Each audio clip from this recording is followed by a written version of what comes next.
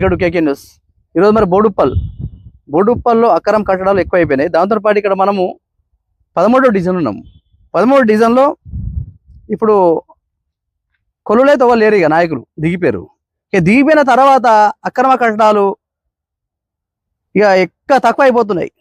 ఇటు 12వ వార్డు కానీ, అటు 13వ వార్డు కానీ, 12వ డివిజన్ కానీ, 12వ డివిజన్ కానీ, 13వ డివిజన్ కానీ. సర్వే నెంబర్ వచ్చేసి 63/1. రేణికెళ్ళమ్మ పక్క పొంటి మొత్తం గుట్టలు ఉంటాయి, రాళ్ళు రప్పలు ఉంటాయి.